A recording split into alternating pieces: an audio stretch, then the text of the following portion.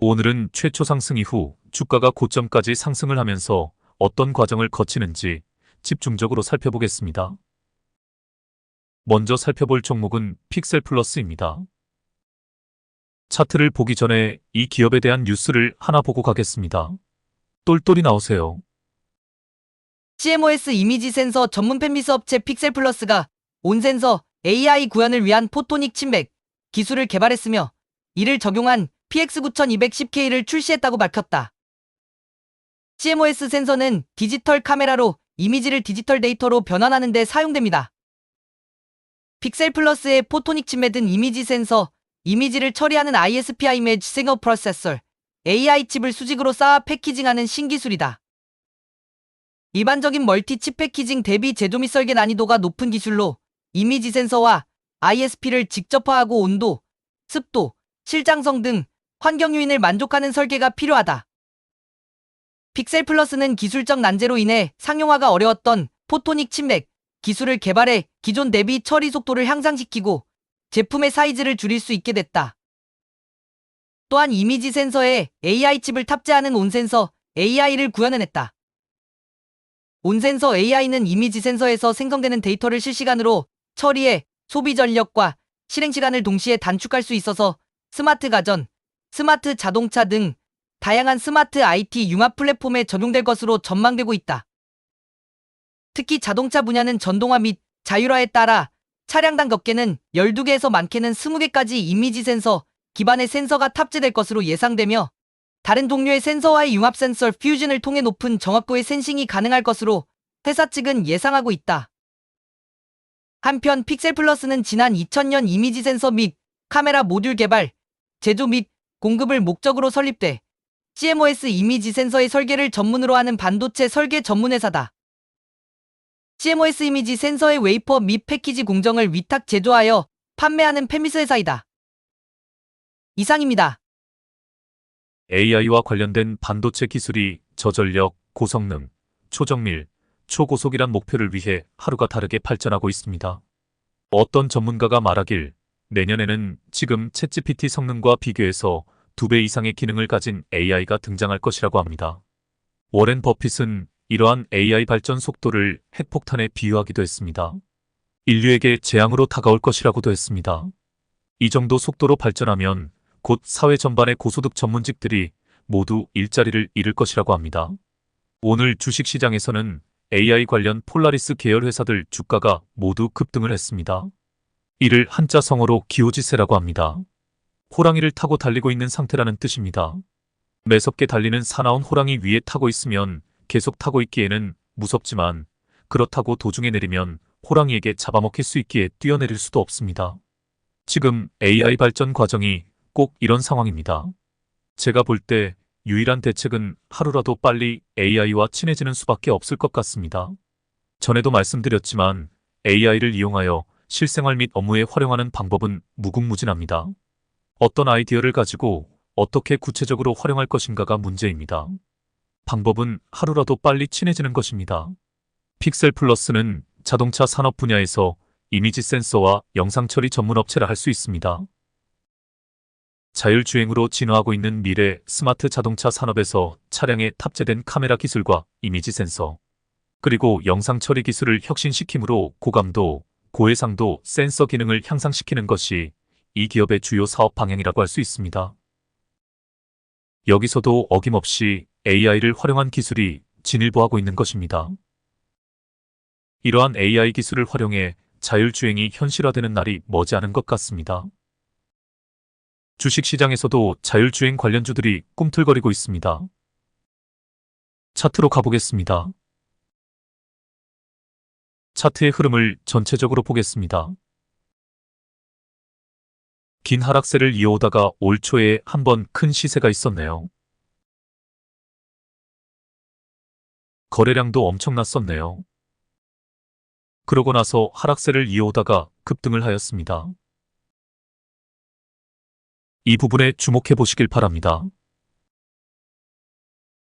저는 개인적으로 스토캐스틱 슬로우란 지표를 상당히 신뢰하는 편입니다. 물론 어느 한 가지 지표를 맹신하는 것은 좋지 않습니다. 다른 보조지표와 병행해서 사용해야 합니다. 보시면 알지만 변동회기선 위로 캔들이 올라섰습니다. 이제 이 지표 자체의 장점을 설명드리겠습니다. 이 지표에서 쌍바닥이 나오고 나서 과매도 구간을 벗어나는 지점에서 타점을 잡으면 대시세 초입을 먹을 수 있습니다. 여기입니다. 주봉을 보실 때 이 지표에서 쌍바닥을 꼭 확인해 보시길 바랍니다. 최근 상황에서는 하늘색 웅덩이가 하나인 외바닥입니다. 외바닥일 경우는 힘을 응축하는 과정이 적었다는 것을 의미합니다. 그만큼 상승 탄력이 쌍바닥보다는 덜하다는 뜻입니다. 하지만 힘을 응축한 것이 맞습니다. 과연 전고점까지 뚫고 올라가서 신고가 영역에 들어설지는 의문입니다만 상승세가 어느 정도까지는 진행될 것으로 보여집니다. 그 방법이 있었네요. 제가 대칭 이론에 따라 중심선 아래에서 힘이 응축된 정도가 어느 정도인지 따져보겠습니다. 이 차트에서 가장 중요한 저지바이면서 중심선이 될 만한 선을 하나 그어보겠습니다. 이제 제가 파동의 크기를 계산해 보겠습니다. 중심선 아래에서 파동의 크기입니다. 중심선 위에서 파동의 크기입니다. 중심선 아래에서 파동의 크기입니다. 중심선 위에서 파동의 크기입니다. 중심선 아래에서 파동의 크기입니다. 중심선 위에서 파동의 크기입니다. 그래도 대략 30% 정도는 먹을 자리가 나오네요. 이제 일봉으로 가보겠습니다. 하락 추세에서 어김없이 매집봉들이 보입니다. 제가 표시를 해보겠습니다. 그리고 주포가 한번 작업이 들어갔었네요. 이 부분입니다. 개미들이 달라붙으니까 저점 매집으로 급선회를 했네요. 이제 차트를 좀 당겨서 보겠습니다. 이 차트에서 가장 중요한 부분이 눈에 들어옵니다. 어디일까요? 바로 여기입니다. 이게 바로 전조현상입니다. 30봉 신고가라는 조건으로 조건 검색식을 만들어 이런 자리를 찾아낼 수 있습니다. 여기서 주포가 한번 간을 본 것입니다. 이제 본격적인 상승이 시작된 시점부터 상승 패턴에 대해 살펴보겠습니다. 이게 전형적인 N자형 상승 패턴입니다. 제가 새로운 선을 하나 추가한 것이 보이실 것입니다. 일목균형표 기준선 39입니다. 회색선으로 표시를 해보았습니다. 이 선도 주가의 흐름을 감지하는데 유용하게 쓰일 수 있습니다. 보시다시피 하락 추세에서 이 선을 터치하고 반등하고 있습니다. 보통 상승 추세에서 눌림이 나오더라도 이 선을 깨지 않습니다. 반등하는 자리를 찾을 때 유용하게 활용할 수 있습니다. 동시에 21선을 정확히 터치하고 반등하고 있습니다. 이제 최근 상황에 주목해 보시길 바랍니다. 241선을 터치하고 반등하고 있으며 121선을 돌파했습니다. 21선도 돌파하고 일목균형표 기준선도 돌파하고 엔벨선도 돌파하고 있습니다. 다른 말로 하면 저항선들을 모두 돌파했다고 할 수 있습니다. 제가 차트를 다시 느려보겠습니다. 제가 앞으로 저항이 될 만한 라인들을 그어보겠습니다. 이 정도가 될 것 같습니다. 이제 반대로 지지라인 역할을 할 선들을 그어보겠습니다. 이 정도가 될 것 같습니다. 이제 차트를 다시 당겨보겠습니다. 이제 매매 방법을 설명드리겠습니다. 우리의 주력 매매법은 눌림목 매매입니다. 이 라인을 터치하고 반등할 때 매수합니다. 돌파가 나오더라도 쫓아가지 말고 다음 저항 라인에서 저항을 맞고 내려와 저지발을 터치하고 반등할 때 타점을 잡으면 됩니다. 보시면 알지만 매물대 저항 라인은 그리 두껍지 않습니다. 조정이 나오더라도 크게 나오지 않고 파란색 지지라인 중 하나를 터치하고 반등할 것 같습니다. 단주로 연습해 보시길 바랍니다. 그리고 설명할 것이 하나 더 있습니다. 거래량에 주목해 보시길 바랍니다. 제가 표시를 해보겠습니다. 전고점이 형성될 당시에 비하면 거래량이 턱없이 부족합니다. 전고라인까지 도달하기 위해서는 상당한 거래량이 들어와야 합니다. 그래야 매물을 소화하며 올라갈 수 있습니다. 주포가 어떻게 핸들링할지는 모르겠으나 두세 번 정도는 눌림이 나올 것으로 보여집니다. 우리는 그때를 노리면 됩니다. 그럼 다음 종목으로 가보겠습니다. 61선 차트도 보고 가겠습니다. 이 차트에서 보니 최초 상승 지점이 분명하게 보입니다. 여기입니다. 반디, 골파기, 공중부양입니다. 그리고 결정적으로 볼벤 바닥입니다. 앞 구간에서 상승할 때는 볼벤 바닥이 아닙니다. 최초 상승 지점을 찾을 때 볼벤 바닥이 이처럼 중요합니다. 매도 타이밍은 공중부양선이 깨질 때입니다. 여기입니다. 반등하는 자리는 최저 거래량 기법으로 잡을 수 있습니다. 작아서 잘 안 보이지만 최저 거래량 뒤 양봉이 보입니다. 거래량이 줄었는데 가격은 올라간 지점도 보입니다. 혹은 21선을 터치하고 반등하는 자리를 찾아도 됩니다. 여기입니다. 다음 매도 타이밍은 그냥 눈으로 보입니다. 그리고 오늘 강의 중에 제일 중요한 부분이 나옵니다. 바로 여기입니다. 긴 하락 추세가 지속되는 기간 동안 잠잠하던 거래량이 불쑥 튀어나온 지점입니다. 주포가 간을 본 자리입니다. 매도 물량이 얼마나 나오나 물량을 테스트한 것입니다. 앞에서도 설명했지만 이 자리를 찾는 것은 너무도 단순합니다. 30봉 신고 거래량이란 조건만 넣어 조건 검색식을 만들면 됩니다. 그런데 중요한 것은 모멘텀이 확실한 종목을 골라야 한다는 것입니다. 즉, 종목 분석이 병행되어야 한다는 뜻입니다. 또한 신기한 것이 하나 있습니다. 이 자리에서 RSI와 MACD가 골든 크로스 직전이라는 것입니다. 모든 조건이 반등 타이밍을 예고하고 있습니다. 이런 자리를 찾아내는 것이 우리의 숙제입니다. 저도 조건 검색식을 연구하고 있지만 여러분들도 같이 고민해 주셨으면 합니다. 다음 종목으로 가보겠습니다. 한성엔지니어링이란 종목입니다.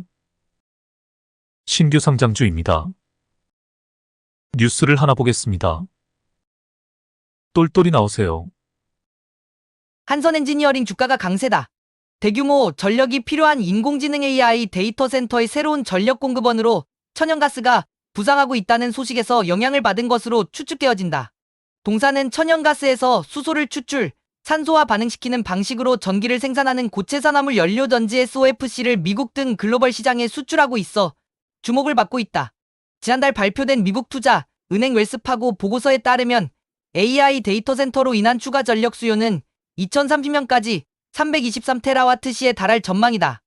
이는 현재 뉴욕시 연간 전력 소비량인 48테라와트보다 7배 많은 규모다. 이 같은 대규모 전력 수요를 충당하기 위해서는 태양열과 풍력과 같은 신재생 에너지만으로 부족하다는 의견이 꾸준히 제기되고 있다.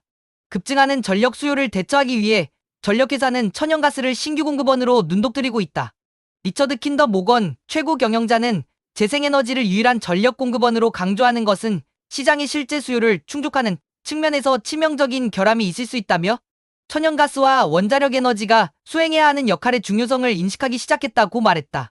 이에 골드만삭스는 최근 발간한 보고서를 통해 천연가스가 AI와 데이터 센터의 전력 수요의 60%를 공급하고 재생에너지는 나머지 40%를 충당할 것으로 내다봤다.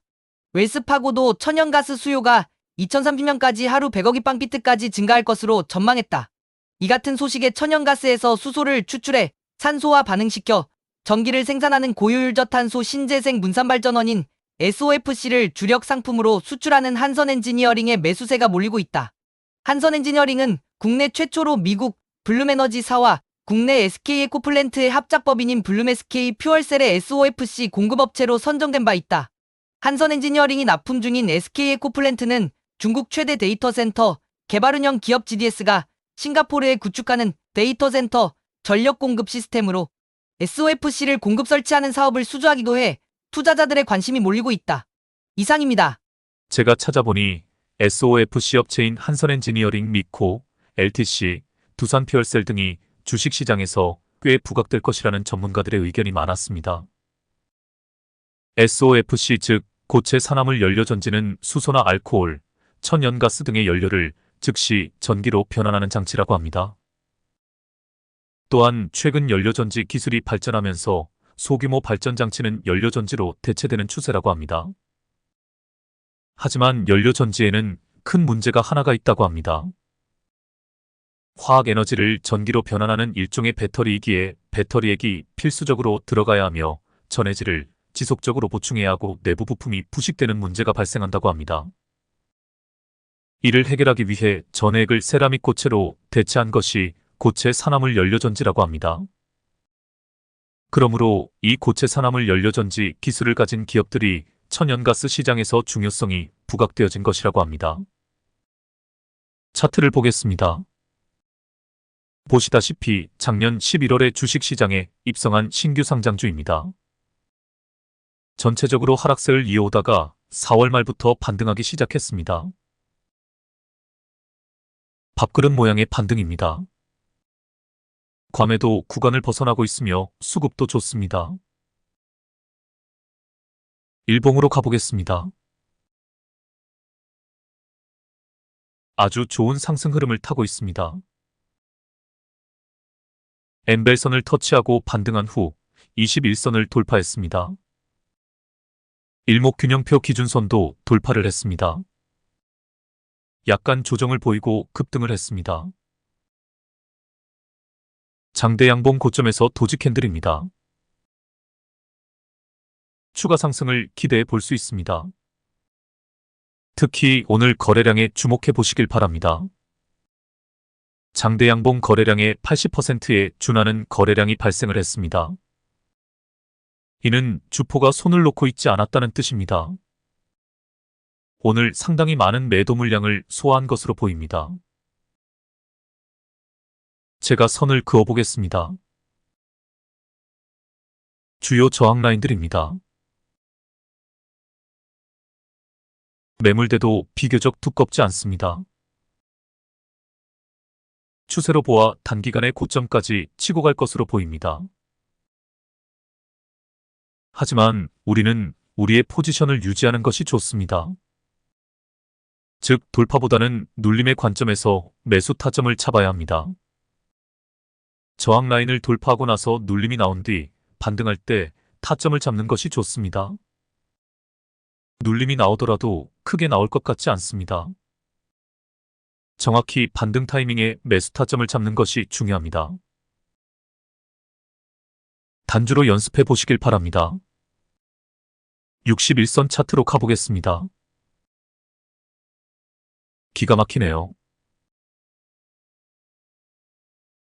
공중 부양선을 누가 만들었는지 모르지만 어떻게 저렇게 최초 상승 지점을 잘 잡아내는지 모르겠습니다. 보이시나요? 반디 골파기 공중 부양입니다. 볼벤 바닥에서 거래량까지 터졌습니다. 제가 신규 상장주의 매력에 대해 몇 번 말씀드렸습니다. 악성 매물이 많지 않아 상승세를 타면 매물대 장벽을 쉽게 돌파할 수 있다고 했습니다. 게다가 이 종목은 시황에도 딱 맞습니다. 지금 시장에서 제일 핫한 전력 섹터에 속해 있기 때문입니다. 하여튼 단주로 잘 연습해 보시길 바랍니다. 상승 패턴을 따라가는 실전 연습을 하기에 딱 좋은 종목입니다. 다음 종목으로 가보겠습니다. 다음으로 살펴볼 종목은 폴라리스 AI입니다. 똘똘이 나오세요. 폴라리스 오피스의 종구퇴사 폴라리스 제어테크는 엔비디아의 인셉션 프로그램 회원사로 선정됐다고 7일 밝혔다. 회사 측에 따르면 인셉션은 미국 엔비디아가 스타트업 회원사의 성장을 돕는 프로그램이다. 전 세계 약 1만 8천 개 스타트업이 회원사로 있으며 글로벌 벤처 투자자 연결, 공동 마케팅, 인공지능 AI 소프트웨어 개발 키트 SDK 제공, 교육 지원 등이 이뤄진다. 특히 인공지능에 중점을 둔 회원사의 경우 최대 35만 달러 약 4억 8천만 원의 구글 클라우드 크레딧을 제공받고 클라우드 인프라 구축에 활용할 수 있다. 폴라리스 제어테크는 폴라리스 오피스가 지분 53%, 폴라리스 AI가 지분 47%를 보유한 블록체인 AI 신기술 연구개발 전문기업이다. 오피스 소프트웨어, 폴라리스 오피스 기반의 지식 공유 블록체인 플랫폼, 폴라리스 제어 POLA 개발을 전담하고 있다. 블록체인 전문 기업으로 시작해 최근 생성형 AI 등 새로운 기술의 연구개발을 이어가며 입지를 넓히고 있다. 폴라리스 제어테크는 인셉션을 기반으로 폴라리스 제어 서비스 내 AI 적용에 속도를 내겠다는 계획이다. 장기적으로는 계열사들이 속한 산업에서 AI 도입을 지원하고 기업 가치를 높인다는 전략이다. IT 산업분인 폴라리스 오피스와 폴라리스 AI를 포함해 제약바이오 분야인 폴라리스 AI 파마까지 AI 적용을 확대할 예정이다. 회사 관계자는 전 세계 AI 반도체 시장을 선도하고 있는 엔비디아의 프로그램 회원사로 선정된 것은 기술 경쟁력을 인정받았다는 의미라며 특히 AI 활용으로 인한 시너지 효과가 기대되는 폴라리스 AI 파마를 중심으로 AI 도입에 집중하겠다고 말했다. 이상입니다. 저는 이미 이것을 예견하고 있었습니다. 이제 우리의 관심은 AI 관련 반도체에서 AI 관련 소프트 사업으로 이동을 해야 할 때입니다. 엔비디아조차 자신들은 반도체 업체가 아니라 플랫폼 기업이라고 공식적으로 선언하고 있습니다. 제가 플랫폼의 중요성에 대해 설명을 한 적이 있습니다. 플랫폼 하나만 잘 만들어 놓으면 노다지를 캐는 것과 다름이 없습니다. 제게 국책을 수행할 권한이 있다면 1순위 국책 사업으로 세계적인 플랫폼 하나를 만들 것입니다. 유튜브나 인스타 혹은 틱톡을 능가하는 플랫폼을 만드는 것이 제 꿈이기도 합니다. 우리나라의 인력과 모든 인프라를 총동원하여 이런 국책 사업을 제대로 하나 성공시키면 여기서 나오는 수익금으로 우리나라 국민 전체가 먹고 살 수 있습니다. 왜 이 단순한 사실을 인식하지 못하는지 답답할 뿐입니다. 구글이나 페이스북의 창업 과정을 보면 아주 단순한 발상에서 시작한 것을 알 수 있습니다. 전 세계인들이 이 사이버 공간에서 재미있게 놀게 만드는 것입니다. 이 안에서 자아실현도 하고 공부도 하고 교류도 하고 정보도 얻고 쇼핑도 하고 모든 것을 다 할 수 있는 공간을 제공하는 것입니다. 특히 우리에게는 한류라는 훌륭한 소프트웨어가 있습니다. 이 한류를 기반으로 한 플랫폼만 제대로 정착이 된다면 여기서 무궁무진한 사업 모델이 창출될 수 있습니다. 이것을 바탕으로 구글, 아마존, 애플, 엔비디아, 인텔, 심지어 테슬라를 능가하는 세계적인 기업이 탄생할 수 있습니다. 그런 역량이 우리에게는 충분히 있습니다. 모든 인프라가 다 구축되어 있기 때문입니다. 물병자리 시대에 또 하나의 키워드가 융합입니다. 마치 용광로처럼 모든 개별적인 요소들이 녹아들어가 새로운 이념과 새로운 커넥션과 네트워크를 창출하는 것입니다. 사실 이 일을 할 수 있는 민족은 우리밖에 없습니다. 상극의 시대에 인류사의 모든 비극을 우리는 온몸으로 겪어온 민족입니다. 그래서 우리에게는 그 어떤 이질적인 문화적 상대성을 이해하고 포용할 수 있는 능력이 있는 것입니다. 우리가 원치 않아도 결국은 그렇게 될 것입니다. 이것이 우주의 법칙이기 때문입니다.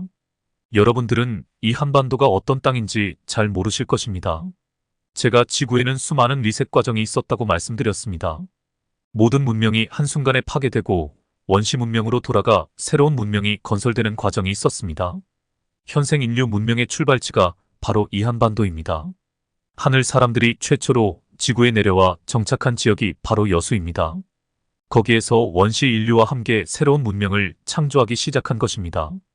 그 문명이 전 세계로 전파되어진 것입니다. 그리고 지금이 원시 반본의 시기입니다. 모든 것이 원점으로 돌아가 다시 시작하는 시기인 것입니다.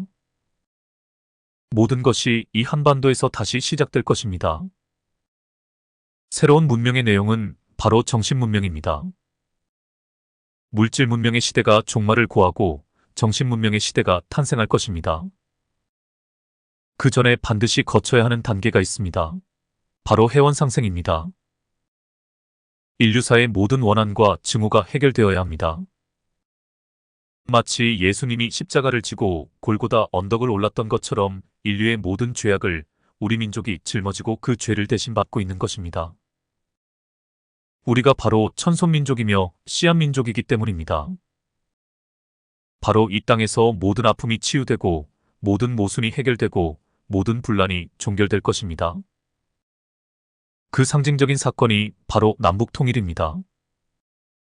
이 말을 꼭 기억해 두시길 바랍니다. 해원상생, 원시반본, 평화공존, 융합일통. 오직 의식이 각성된 사람만이 이 새로운 시대를 맞이할 수 있습니다. 제가 앞서 플랫폼 이야기를 했습니다. 이게 왜 중요한가 하면 이러한 새로운 메시지가 전파되기 위해 이 플랫폼이 필요하기 때문입니다. 이 플랫폼으로 이러한 정신문명을 준비하는 사람들이 모여들 것입니다. 그리고 영적 교류를 나눌 것입니다. 서구 선진국의 지성인들은 이미 오래전에 눈치채기 시작했습니다. 물질 문명의 한계를 말이지요. 그래서 새로운 문명을 준비하기 시작했습니다. 제가 전에 말씀드렸던 스타시드들이 우리나라에만 있는 것이 아닙니다. 전 세계적으로 이러한 영적 지도자들이 나타나기 시작했습니다. 유튜브에서 브라이언 와이스 박사를 검색해 보시길 바랍니다. 이분의 동영상을 보시면 많은 영적인 영감을 얻으실 수 있을 것입니다. 다시 주식시장으로 가보겠습니다. 앞서 이야기한 것처럼 이제 AI 반도체에만 관심을 가질 것이 아니라 AI 관련 소프트 업체에 대해서도 주목을 해야 합니다. 폴라리스 AI 차트로 가보겠습니다. 상장 이후 엄청난 급등세가 있었네요. 유상증자, 무상증자 등 많은 일이 있었네요. 이후 2016년까지 꾸준한 상승세를 이어오다가 하락세로 접어들었네요. 그러고 나서 올해 들어와 급등세를 보이고 있습니다. AI 열풍의 영향이라고 할 수 있습니다. 거래량도 어마어마합니다. 이평선들도 거의 정배열로 진행이 되고 있으며 동시에 이평선들이 모여 있습니다. 너무 갑작스럽게 급등을 해서 조정이 나오겠지만 올 한 해 동안 꾸준한 상승세를 이어갈 것으로 보여집니다. 오늘 나온 이슈가 보통 이슈가 아닙니다. 지금 미국 시장에서 제일 핫한 엔비디아와 협력 소식이니 어마어마한 상승 모멘텀으로 작용할 것으로 보여집니다. 어쩌면 올해 이 종목이 대박주가 될 것 같은 느낌도 듭니다. 일봉으로 가보겠습니다. 최근 상황만 당겨서 보겠습니다. 상승 패턴을 유심히 관찰해 보시길 바랍니다. 1차 상승 초기에 N자형 패턴이 보입니다. 제가 표시를 해보겠습니다. 또 N자형 패턴이 보입니다. 또 N자형 패턴이 보입니다. 그리고 재미있게도 상승 전체가 N자형 상승 패턴입니다. 정말 아쉬운 것은 2차 상승 초입을 놓쳤다는 것입니다. 저도 이 종목에 관심이 많아 쭉 지켜보고 있었는데 타이밍을 놓쳐 진입을 못했습니다. 저도 반성을 해야겠습니다. 제가 종목 관리의 중요성을 늘 강조해놓고 제가 실천을 못했네요. 바보. 어쨌든 공부는 계속 해보겠습니다. 그럼 이제 2차 상승의 패턴을 공부해보겠습니다. 2차 상승의 패턴도 많이 나오는 패턴입니다. 일단 2차 상승 과정에서 가장 중요한 캔들이 이 캔들입니다. 그렇습니다. 이전 음봉을 잡아먹은 큰오빠 캔들입니다. 돌파 직전에 나오는 신호입니다. 디딤돌 캔들입니다. 이 캔들을 발판 삼아 다음 돌파가 나온 것입니다. 2차 상승 전체의 그림을 보시면 장대 양봉 고점에서 눌림 없이 잠깐 횡보하다가 다시 슈팅이 나오는 패턴이라 할 수 있습니다. 제가 비슷한 그림을 하나 보여드리겠습니다. 이게 어떤 종목인 줄 아시겠습니까? HLB입니다. 이후 상황을 보여드리겠습니다. 다음 상황도 보여드리겠습니다. 다음 상황도 보여드리겠습니다. 여기까지가 3만원에서 12만원까지, 즉 주가가 4배가 상승한 과정입니다. 폴라리스 AI도 이와 비슷한 과정을 거치며 상승할 것이라 예상되어집니다. 하지만 서두르지 마시고 눌림을 줄 때 타점을 잡아보시길 바랍니다. 다시 폴라리스 AI 차트로 가보겠습니다. 그 전에 HLB의 다음 상황도 보여드리겠습니다. 크게 눌림이 나온 후에 다시 반등하고 있는 중입니다. 곧 FDA 승인 발표가 있을 것입니다. 이 종목도 잘 지켜보시길 바랍니다. 그럼 폴라리스 AI 차트로 가보겠습니다. 제가 차트를 좀 느려서 앞으로 저항 라인이 될 만한 자리들을 찾아보겠습니다. 제가 선을 그어보겠습니다. 이 정도가 되겠네요. 다시 차트를 줄여보겠습니다. 보시다시피 중요 저항 라인을 거의 다 돌파한 상태입니다. 거의 신고가 영역이라고 봐도 무방합니다. 여하튼 올해 대박주가 될 종목 후보 중에 하나라고 보시면 됩니다. 제가 시간이 없어 검토를 못 해봤는데 재무도 검토해 보시고 외국인과 기관의 수급도 검토해 보시길 바랍니다. 오늘은 이것으로 마치겠습니다. 그럼 다음에 뵙겠습니다. 편한 밤 되시길 바랍니다.